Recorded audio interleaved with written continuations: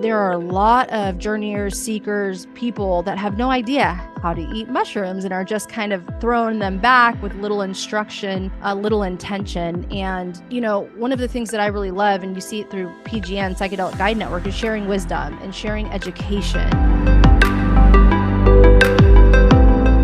And making these things more accessible. And so the intention with HTEM was to provide a lot of education and value for anybody, whether they're patients or solo journeyers or spiritual journeyers. Welcome to the Mindfulness Experience podcast. I'm your host, Keith Fiveson. Today we have a special guest with us, Ashley Carmen, who's an LMFT and the owner of the Psychedelic Guide Network.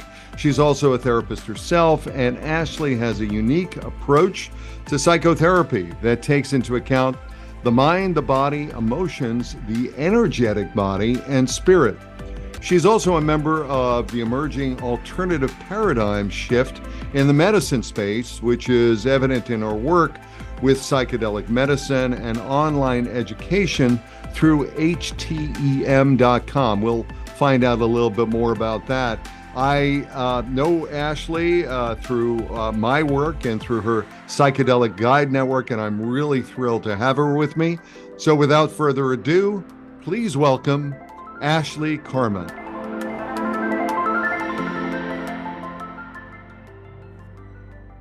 Hey, Ashley, how are you? Good. How are you doing, Keith? I'm doing really well, and I'm very excited to have you here and talk about the work that you're doing. I've been inspired by the work you're doing because I really think you're bringing such a wonderful perspective, a very grounded perspective, to really look at the wisdom medicines and to look at them not only from a medical paradigm, but also, more importantly, from the indigenous view of where we've come from and where we are and where we might be going. What inspired you to pursue a career, in clinical psychology and eventually transition into this emerging field of psychedelic medicine?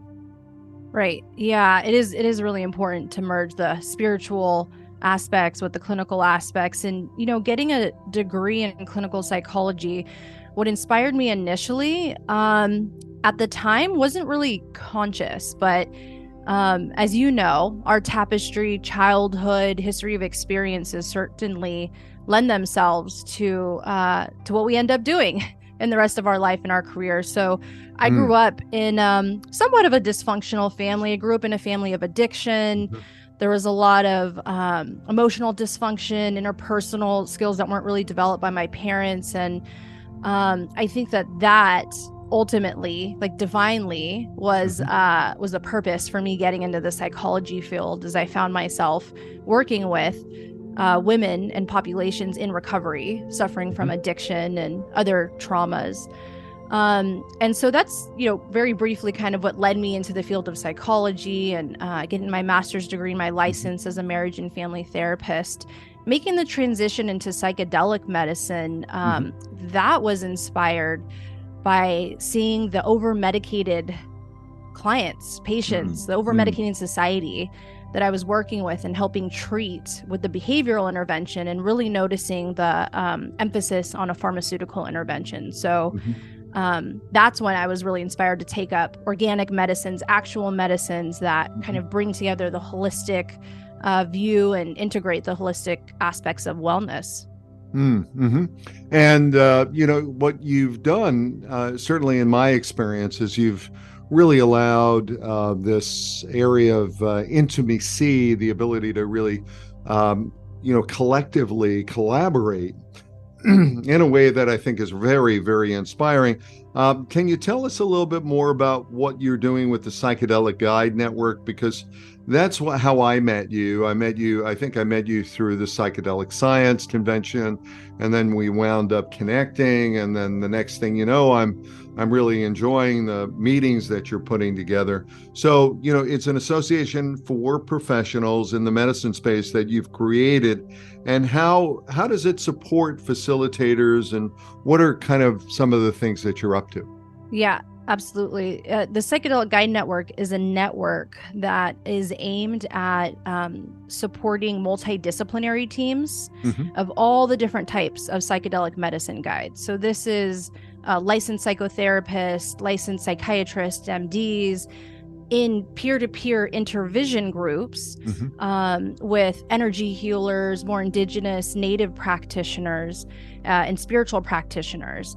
And we are really one of the goals is to kind of decentralize so that there's not an over medicalization of the psychedelic medicine.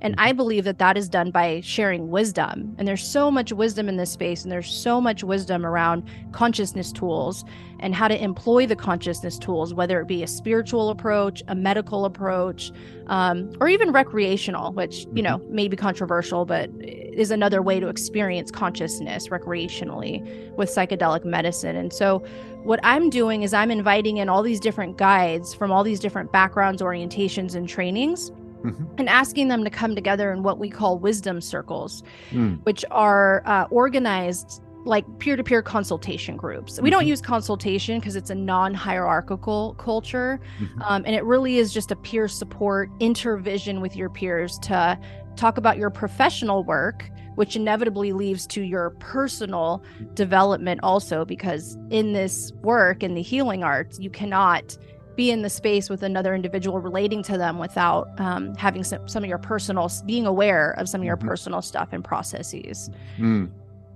So you use this word intervision. You use that a couple of times, and I'm wondering if we can kind of break that down a little bit or unpack it. What does that word mean as we start to take a look at these circles from your view, and how does it relate to, you've also talked about doing personal work. How does that relate to, the work in general in the psychedelic field? Yeah, I think intervision is really important for work within the psychedelic field. And when I say intervision, I'm meaning allowing vision onto your work from an intergroup. So allowing your medicine practice and how you engage with your clients to be viewed from others within this circle, the wisdom circle.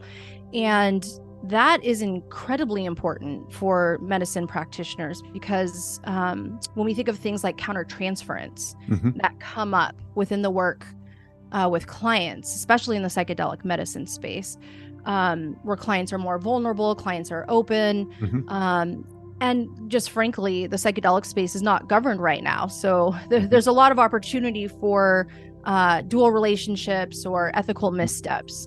But anyway, it's so incredibly important because we have blind spots. We're humans, and our personal process can emerge within a relationship with a client. And unless you're in a group where you're presenting your work, it's really hard to have that reflected back to you.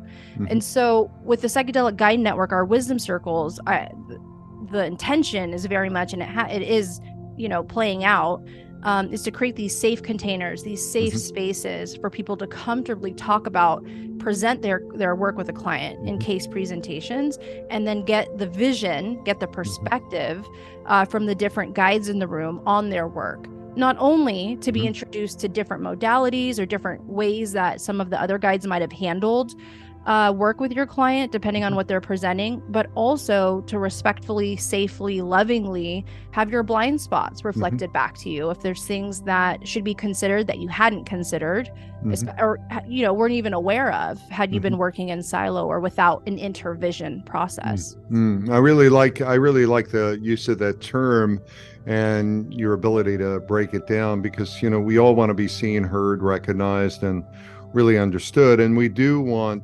the feedback, and in most cases, if you're working on yourself, you certainly want the feedback from other people in terms of the things that are blind spots, or the things that are, kind of concerning you in one way or another.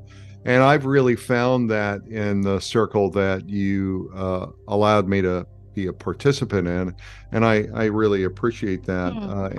Honored to have you in that circle. Yeah, and it really does work, and it really does allow you or allow the individual to um, feel more whole, because through the circle or through the coming together, you kind of pick up pieces of what other people are doing, and then it allows you to go ahead and fill in the gaps. So really very, very powerful stuff from my Thank you. experience. What led you to, can we unpack this HTEM.com, and what led you to launch that, and what are some of the key takeaways that clients might expect if they go online? For you have online education on how to eat mushrooms, so maybe we can start with what HTEM stands for, and what's happening there.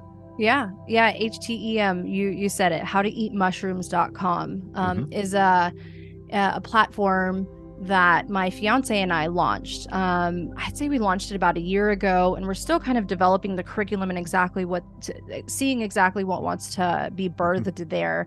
But the intention was to just provide education on how to eat mushrooms.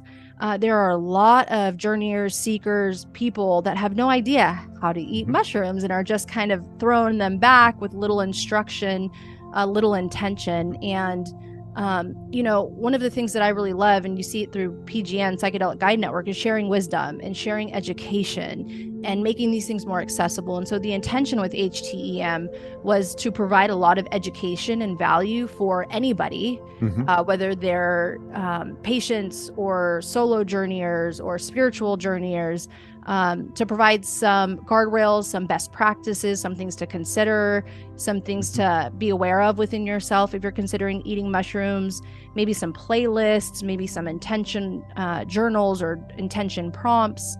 The intention is to provide education on how to eat mushrooms.com. And it really comes from that place of just sharing education and free education and more available education on these on psychedelic medicine. So, I was on a training program yesterday about psychedelics and end of life care. And, one of the questions came up around, well, if we're talking about psilocybin, how many mushrooms or what should you eat, how much should you take?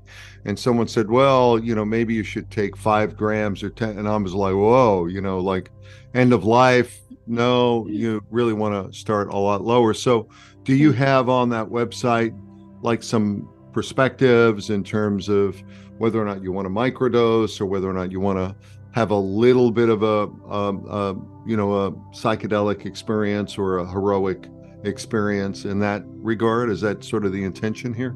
Yes, that is the intention. That will be on there. We've yet to build it out, so it's not live right now, but absolutely. Great. Dosing, amount, that sort of thing, guidelines around it. And, the field really does have some kind of objective criterias or objective markers around dosing. But I want to emphasize here that everybody is still very different. Sure, there are some themes that we can find, but everybody really is very unique and personal. And this is coming up for me right now, probably not ironically, because we had in one of our wisdom circles a guide bring to our process his client who wasn't impacted at all by 10 or 12 grams. And the client actually wanted to test out 30 grams and a Dennis McKenna dose. Yeah. Right. Yeah. Heroic dose times 5. So maybe that client is an outlier. There are certain genes, I think, that we can test for that are related to metabolizing and sensitivity to the medicine. So I think that is a bit of an outlier. But equally, 1 gram can have just as much of an impact as 5 grams for some people, depending on setting. There's all these variables depending on resourcing, depending on physiology. So how armed you are. Yeah. Yep. Yeah. And so there are broad strokes I think that we can make, but I always invite and advocate for the individual to test for themselves also. Keep these things in mind. and test for yourself. Start with a half a gram, and then maybe 1.5, Right. and then see what happens at 2.5. There's also strains to consider, Right. fasting, and there's so many factors. But yes, that website will have those kind of broad strokes and what we have seen generally in the field.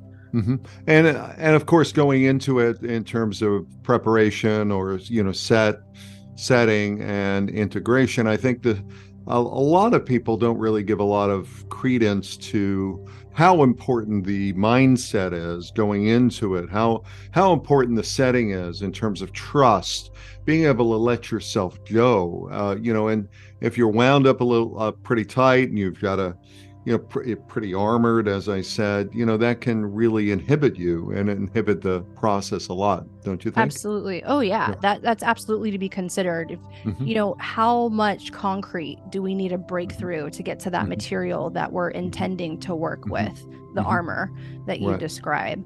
Right. Definitely plays a role in Mm-hmm. knowing also how much you want to be consuming, Mm-hmm. and the importance of the set. Mm-hmm. This is the Mm-hmm. psychic material, and I'm sure, as you know, and maybe most of your listeners know, what you're thinking about, what you're keeping present, what is present for you psychically. That's, they're non-specific amplifiers, but this is the material that's going to get amplified. So if you can prepare your set Mm-hmm. psychically for material that you're wanting to work on through preparation by writing and journaling about your intention, Mm-hmm. yeah, taking a look at photos around your intention. If you're wanting to you work around grief or work around a past relationship, you got to really prepare for this and get that material present in your psyche, and that is part of preparing the set, so that when you go into this space, that is what's going to be amplified and what you'll be working with, hopefully. Right. Like they Right. really do Hopefully. have their own spirit, right? Like Right. we're not telling the medicine what, Right. hopefully that's what comes up. But generally, you'll see, even if it's kind of symbolically or not directly related, if you have good integration, you'll be able to kind of interpret and work with yourself and see how some of the things that came up were related to that intention. And I like what you say, hopefully. You can go into it with a set of intentions, and then all of a sudden you go, what was that? Oh my goodness, Curveball. what was that all about? And then it's of course something that you have to unpack a little bit later, and you unpack for the next year, just kind of going, oh, now I get it. Oh, yeah. okay. I tell my clients, I hope that you get everything that you want, but you most certainly will definitely get everything that you need. Right. And there is a difference between going into a space wanting something and then leaving with what you needed, which might not have been what you wanted, and reconciling that. Yep. You can't always get what you want, but if you try, sometimes you just might find you get what you need. Right, what you need. Yeah. Beautifully put. So, I have to say, Ashley, that, I've been very moved, touched, and inspired by you personally because of your personal story and your openness and your vulnerability. And I really do get a sense that, you really want to invite people to the table, to really dine and really feel safe and inclusive. I'm wondering for you, in your mind's eye and in the work that you're doing, do you have like certain problems that you're trying to solve for clients, or do you have an intention in terms of, specifically what you want to do that might set you apart from others? Because this seems to be like one of these, fast moving, emerging spaces. There are a lot of organizations out there that are trying to come up with a next new thing or the next new class or the next new project. I'm just wondering, from your viewpoint, I have my own perspective, but I'm hoping that you can give your sense of, what is your heart song in this area, and what you would hope that people, get and maybe, take away. Yeah. I'm really hoping for two things. One is to really inspire sovereignty of everybody, sovereignty of the guide, sovereignty of the journeyer and the seeker. And when I say sovereignty, I mean freedom of choice to experience consciousness tools. Mm-hmm. Right now, there's the medical model is ushering in psychedelics, and that's understandable, and I am grateful for that. But it's really becoming the only way that people are being able to engage in consciousness tools is through the medical model. And I believe in the journeyers and the seekers' ability to freely choose how they want to engage, whether it is in a clinic or in a hospital or with a licensed medical provider, or if it is on their own accord, journeying by themselves, granted having enough education to do so, or if it is with an indigenous, native, or more spiritual, religious approach. That sovereignty is so important for me. And so that's kind of like what I envision and what I'm hoping to support. And I'm kind of accessing that through sovereignty of the guides. And when I say sovereignty of the guides, I mean sovereignty of freedom of practice. I'm hoping to preserve and protect the freedom of practice, that guides can choose how they want to practice with this medicine, regardless of credentialing and licensing. Not that those things are important. That's another conversation about governing boards and public safety and things of that nature, quality of experience, tenure. But there should also be, I envision, I hope to support a place where these practitioners are introduced to not just the medical models approach, but also all of these other amazing practitioners. And it doesn't even feel fair to just kind of make it binary and like clinical or spiritual. There's so many other ways that I'm not even naming to approach these tools. So freedom of practice and sovereignty of the guide to be able to practice how they want. And through the network, I'm hoping to just introduce all of these guides from these different arenas to each other and to let them follow their own breadcrumbs. I'm not for any one way. I'm for diversifying. And that's the second thing that I'm really hoping for and envisioning through this network is the multidisciplinary team and the diverse, everybody dining at my table, the diversity within the field, all of these diverse practitioners, guides coming together and sitting at the same wisdom circle, sharing wisdom. So, that's what comes up for me. And that's really kind of the foundation of what inspired me to build the network. And, there's another piece in there about zooming out and with the whole, when it comes to politics and legalities, when it comes to psychedelics, that's another conversation. But that is the intention and what my heart's desire is for the movement and how I'm hoping to shift the paradigm. So when you talk, I have to take that in for a moment and really take a look at it. So, when I hear you talking about it, I kind of look at the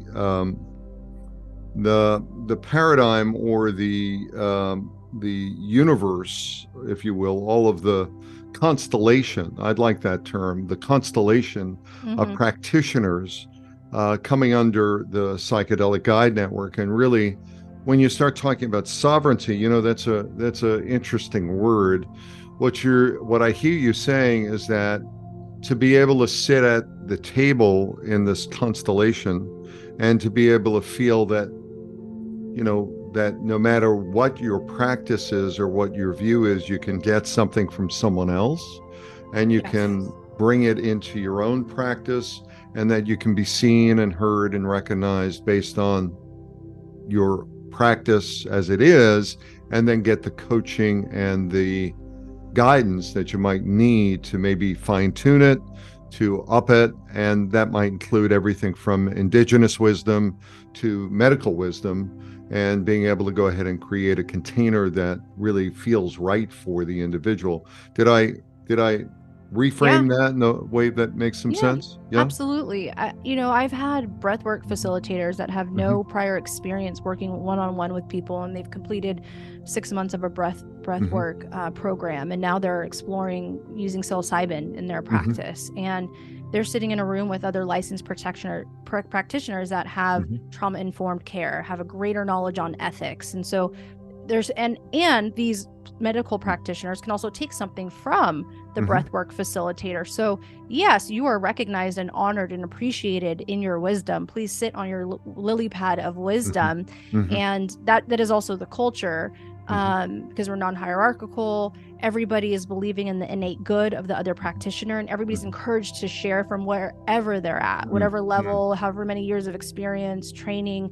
You're you're empowered in your wisdom to share with everybody in the room, and to take what works for you and leave what doesn't. But certainly in these communities that form, the wisdom circles and larger community, when it's done right, there's a built-in infrastructure of checks and balances.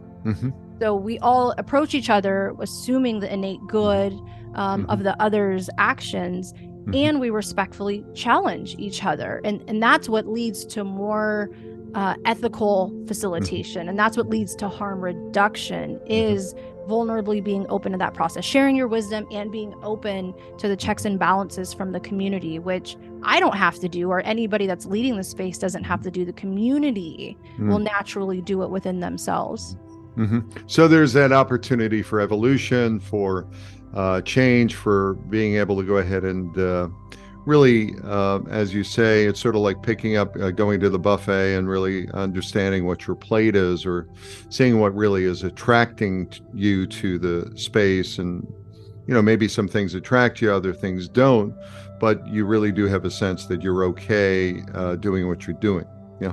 Yes. And picking up things that you might have been missing from your practice. That breathwork facilitator has no idea what an informed consent is or looks like, had no idea about a code of ethics and if that should be a part of their practice or not. So, and when people are introduced to these things, they're like, oh, that is a great idea. I feel safer if I provide some of these things. That feels more responsible if I was to incorporate some of these things. So yes, going to the buffet and also being introduced to some maybe kind of standard things that should be frameworked when it comes to engaging in this kind of an intimate relationship with another. Creating the boundaries within the container, yeah.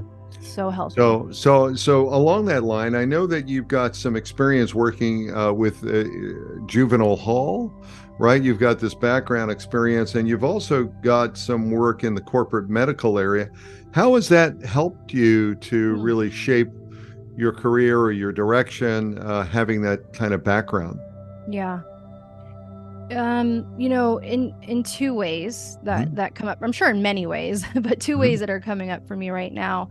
Working in juvenile hall, I was working within the system. I was working in a government system. I was working with a lot of trauma. These are incarcerated adolescents that, they're incarcerated for a reason. You can imagine the amount of trauma. This was in the San Francisco Bay Area. I worked with a lot of C-sex, sexually exploited children, a lot of children in foster care.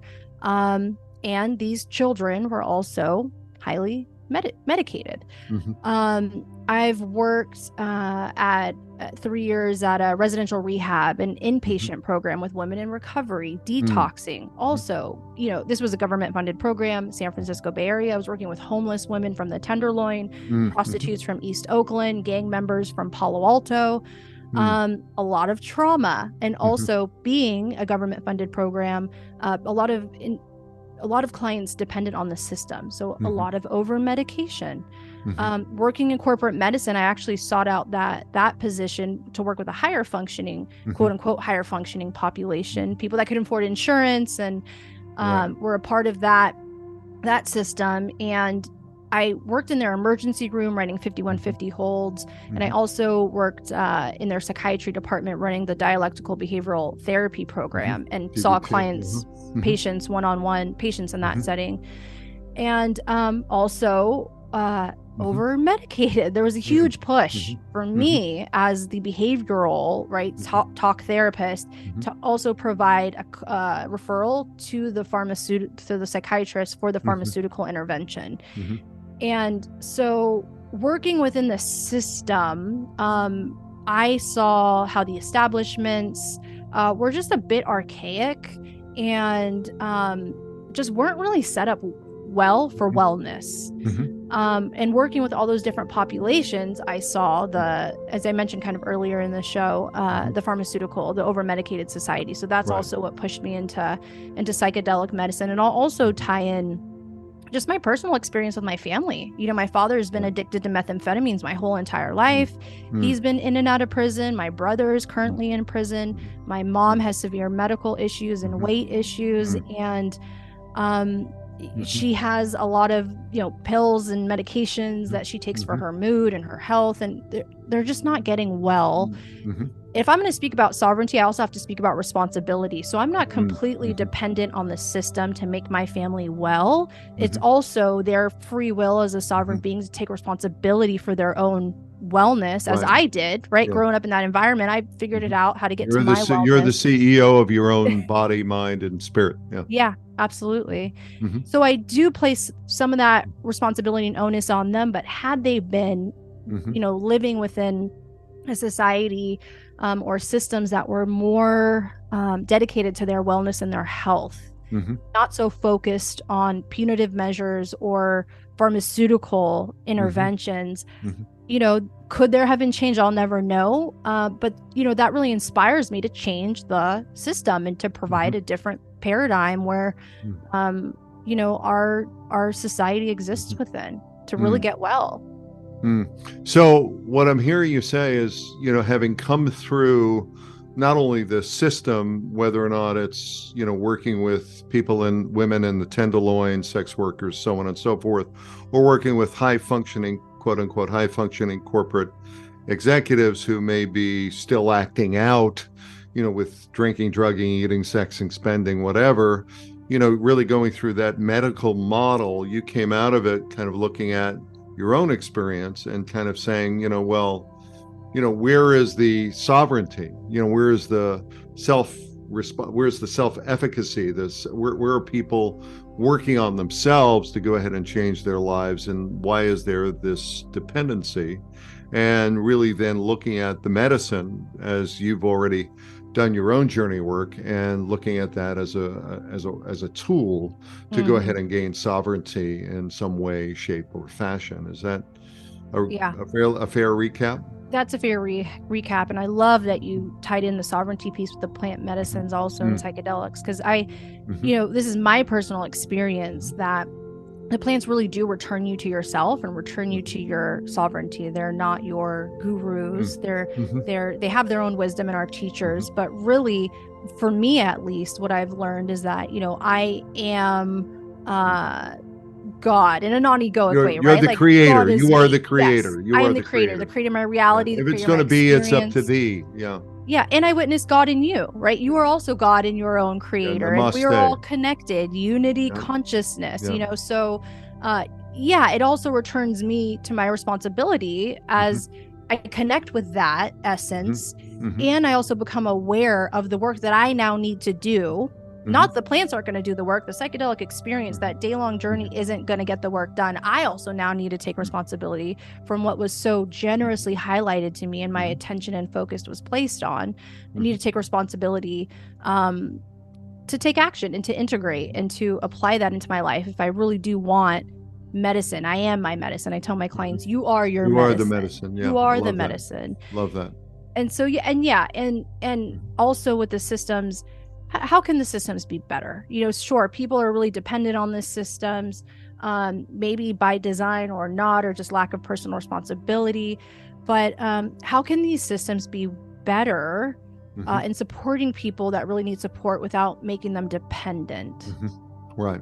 So there is that, I love the idea of, a lot of people would say, oh, blasphemy, I am the God, with small g, whatever, but we are the creators, right? We are based on our perception, our ability to energize. We are able to then aspire and sweat our pursuits into the world. So, but, I like that old phrase, God moves mountains, but you have to bring the shovel, so it's a great phrase. And the idea being is that, if I can see it and I can believe it, then I can achieve it. I am the one that has to do that. I can't rely on other people to do that. I have to take back my power to be empowered. I'm wondering, from your view, what techniques or practices do you recommend for people who are navigating this kind of paradigm shift where they may have been in the system, they may have been disempowered,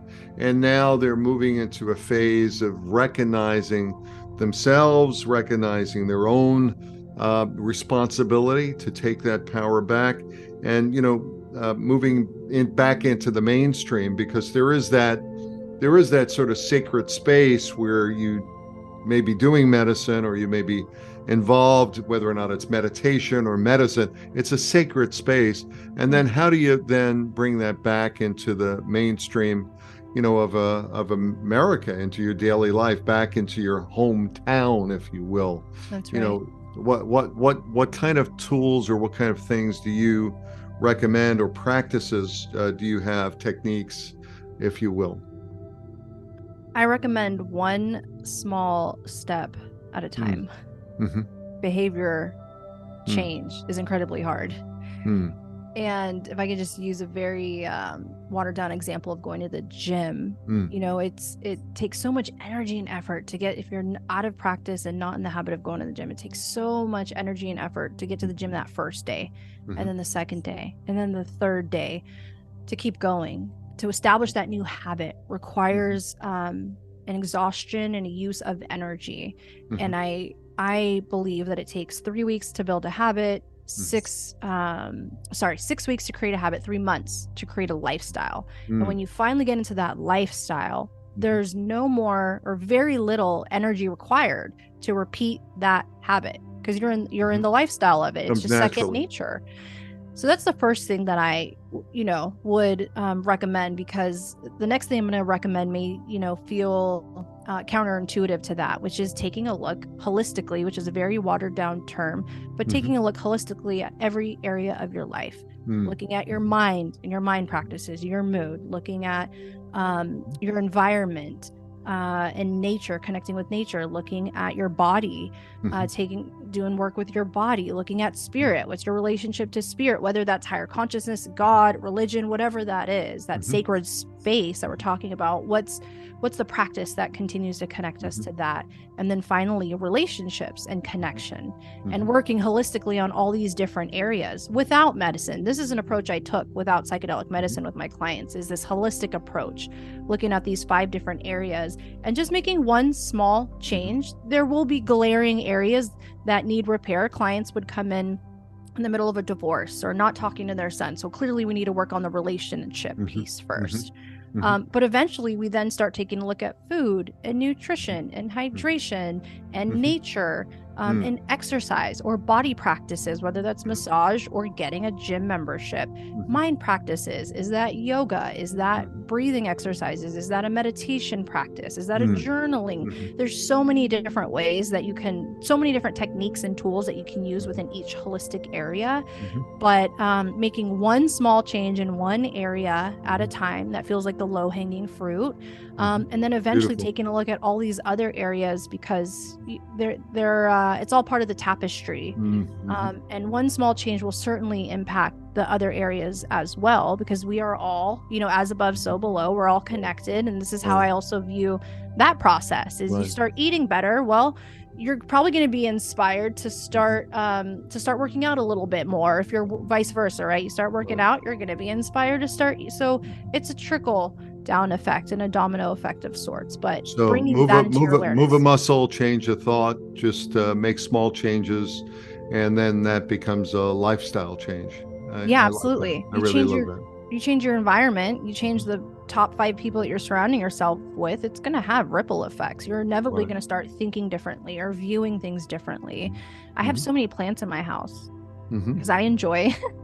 I love plants. I feel different, with nature in my house and around me. Yeah. Especially when you're able to water them. I feel so guilty when I feel like I've missed the day. And my plants are yelling, "Come on, what haven't you thought about me? What's going on?" Bad plant daddy.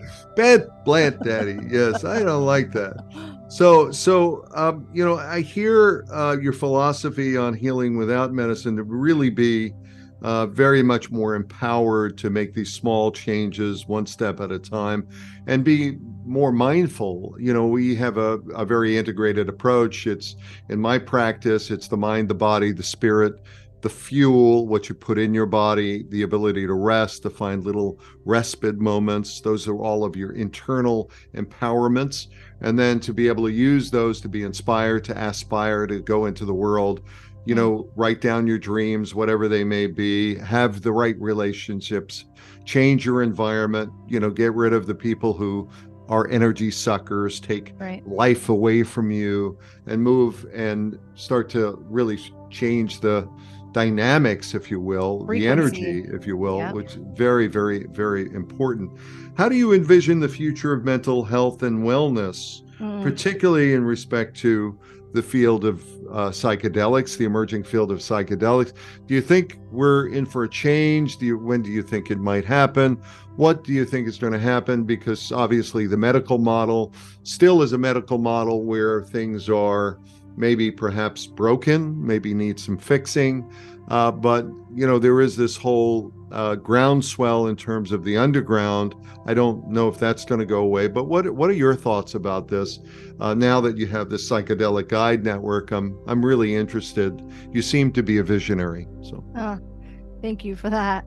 Yeah, it's such a large question, and I have my thoughts and my ideas and my visions, and I'm also well aware that I have no idea how to implement on mainstream universal level for our nation a healthcare system. But I am of support, at least in this moment, and it's always ever changing as I learn more, for decriminalization, for legal use, and for a plethora of education to be provided, and letting individuals seek out the medical model should they choose that. And the medical model, having psychedelic medicine as part of their practice, and having well-informed from this multidisciplinary approach, licensed practitioners that can at least have some knowledge of the different ways of approaching this, or I'm still working it out and processing it, but I also think it would probably be okay if the medical model was practicing how the medical model wanted to practice, as long as the individual had access to other ways of exploring their consciousness. Because it can be used for obviously mental health, which is what it's being researched for. And so I think that should be available in the medical model. And when we start talking about a medical model, I mean, one of the things I've just done is I've just put up a petition, because I'm a veteran, and I moderated a panel over at Wonderland on veterans and first responders and ketamine assisted psychotherapy. And the government's not even it's been legal for quite some time, but the government the VHA doesn't pay the benefits around that. Insurance companies don't support it. So as a result of that, many vets, if they are able to get the money, go offshore to go ahead and deal with their PTSD or trauma. So what I hear you talking about is certainly the medical model makes sense from a psychotherapeutic perspective, from the ability to really sit with someone and to help them, really unravel the trauma and the shame that really binds them in so many ways. Yes. But yet at the same point, there's this other level of transcendence, right? There's this other level of being able to open up your consciousness and, be connected with the ineffable, Right. There's a percentage of our population that could benefit from psychedelics that are finding that, with all the trauma for mental health, that are finding their baseline. And then there's another percentage of our population that would benefit, that don't need to find their baseline. They're functioning well enough, but want to optimize or potentiate their life, and might not need a medical intervention or somebody licensed to sit with them. So maybe it's more of a coach that they're looking for, a psychedelic coach, or a group work or something like that. Or a community, or they want to join a psychedelic church, however they want to Right. experience that. The other thing that came up for me as we're talking about medical model and insurance is Hmm. it's so expensive also. And Hmm. um, I understand the need for empirically validated methods, which is, Hmm. I think, where a lot of the funding is going to. Hmm. Um, and it also boggles my mind that this is I feel like it's a God-given right. This is Hmm. a fruit of earth Hmm. that Right. everyone It's a should have. mushroom. You can grow Yeah, mushrooms in your backyard. Yeah. right. That everybody should have access to.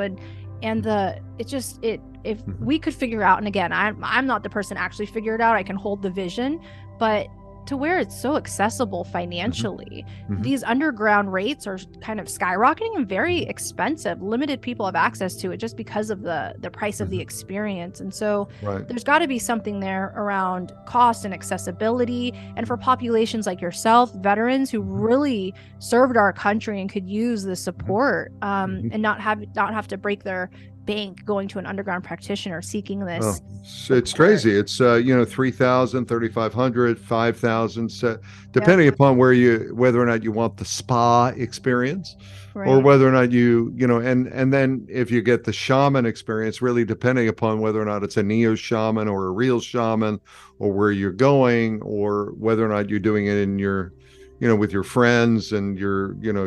you're having or in a church to a 508c1a.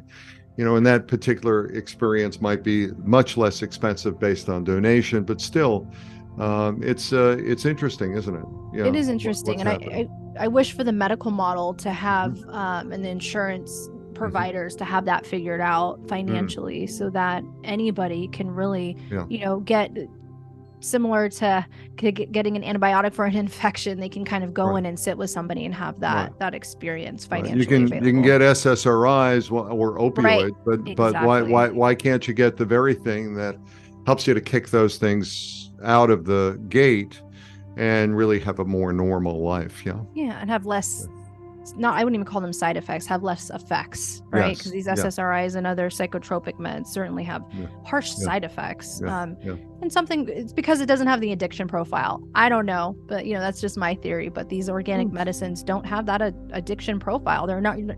people are not going to be lifetime consumers of No. these Yeah. psychedelics in the Yeah. way that people have become dependent and lifetime consumers of pharmaceuticals. Yeah. I mean, one of the things that I'm very aware of is, to your point, wisdom medicines are really about neurogenesis, neuroplasticity, being able to make new neural pathways, to reboot, reset, reframe, have a broader perspective on your own traumas, and then, be able to go ahead and make some changes in your life that really allow you to go, okay, I've got that. Yeah, I understand what happened. I feel it. I understand it. I love myself, and let me go forward and try to do something new. Yeah. Right.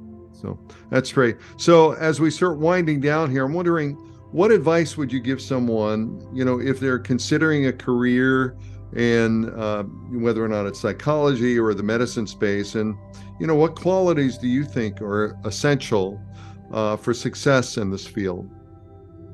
I think a quality that's essential is sitting with your own medicine, whether Mm. that be if you're a mindfulness practitioner, you have mindfulness practices, Mm. or if you're serving psilocybin, you have sat with psilocybin. And I think that's also a great place to start, without legally implicating yourself, Mhm. and I'm not advising anybody to go do anything illegal, but if you're curious about some of these medicines and you're feeling called Mhm. to some of the medicines, go experience it first and sit with it and develop a relationship with it and really Mm. understand if that's a medicine that you want to be in service to, Mhm. and steward for others. Um, and it go deep in that practice, Mhm. and then see, I think we also have some time. People that are getting into this space now, we don't really know what is gonna play out in Mhm. terms of what's going to be recognized, Mm. Mhm. nationally, or on a Mhm. federal level, state level, local level. We're seeing different things in different Mhm. states be recognized. So there's a lot of money being poured into education for certificates, but these pieces of paper, I love the education piece, but we don't know what that's going to allow you access to or not access to. So I think that there is some time as we go through the legislative processes and figuring out what it looks like above ground for people to wait and see what kind of plays out. And in the meantime, sit with the medicine, get these experiences and experience different practitioners, different guides, and different ways of working with the medicine that you're feeling called to. Beautiful. Beautiful. Ashley, Carmen, Psychedelic Guide Network. How do people get a hold of you? Psychedelic Guide Network on Instagram, psychedelicguidenetwork.com. I'm also on LinkedIn under Ashley Carmen. Beautiful. Beautiful. Well, again, thank you so much for your wisdom and for setting up the space for psychedelic practitioners, people who are really investigating this area. I think there's much more to learn and much more for us to do as we go forward. And I really appreciate it. Absolutely. So grateful for the invitation. Thank you also, Keith, for all of the work that you're doing and for being a part of this space and this movement.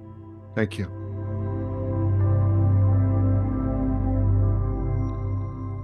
Thank you so much, Ashley, for joining us today and sharing your wisdom and your guidance to our listeners. It's clear that your approach to psychotherapy and dedication to improving the well-being of clients is truly inspiring. I'm sure our listeners will find your insights on the emerging field of psychedelic medicine and the new paradigm shift in health and wellness to be incredibly thought-provoking. For those interested in learning more about Ashley's work, be sure to check out her website at Psychedelic Guide Network and follow her on her social media. Until next time, this is Keith Fiveson signing off on the Mindfulness Experience podcast. Thank you.